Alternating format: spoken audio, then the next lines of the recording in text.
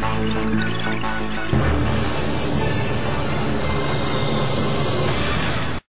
CNBC Edge now with Drew Kanaly, chairman of Kanaly Trust Company, Ted Parrish, co-portfolio manager of the Hensler Equity Fund, David Kotok, CNBC contributor, chairman and chief investment officer with Cumberland Advisors. And now that I've taken all this time to introduce them, we don't have much time left.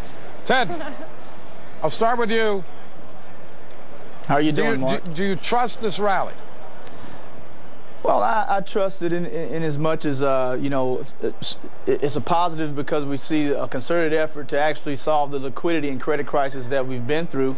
I can't say with any certainty that this will totally stabilize the problems that we've had, but it's definitely a step in the right direction. It's an unconventional move by the Fed, and that's a good thing because clearly we have a lot of dislocations in the fixed income market that need to be, the problems need to be fixed, and I really think that this will help us go in the right direction. Drew, do you trust the rally?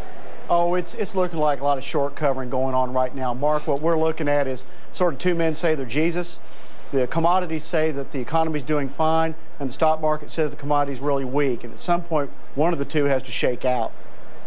Finally, David, what do you think? Is this a legitimate rally, or is it a phony fix and will peter out? This is not a phony fix, Mark.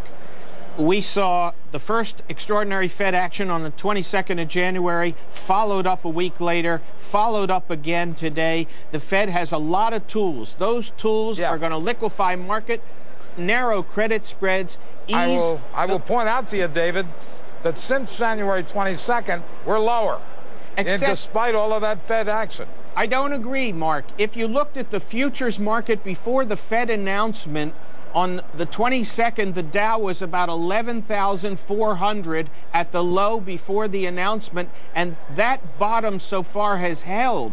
And now we have a huge thrust in an oversold market with a lot of shorts that are now worried. And shorts who fight the Fed are going to feel pain. Drew, let me ask you a question here, though, on when this takes effect. Some have said no one is disputing this is a huge move by the Fed. It's massive, it's significant, it matters, but yet it doesn't take effect for another couple of weeks. And for those people who are really in the midst of this storm, is it too late? Too much too late, shall we say? You have to wait and see if this is going to work. I mean, you know, it's one thing to create availability for these lenders. It's another thing for them to start lending. And so you still have a problem on the interest rates. They still have to cut the Fed funds rate, the discount rate further to really line up rates correctly for lenders. Okay, so Ted, comes down for you to buying, you said tech, but specifically you're talking about Google. And I like how you said Google even looks attractive. I never thought I'd be saying that.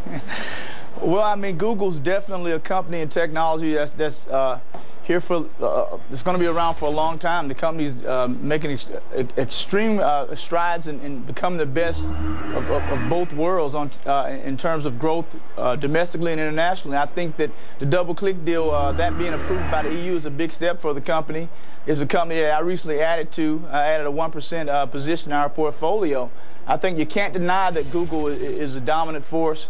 And, you know, even with the Yahoo Microsoft acquisition, I still think Google's going to be a great company to own for the next 5 to 10 years. What do you think, Drew?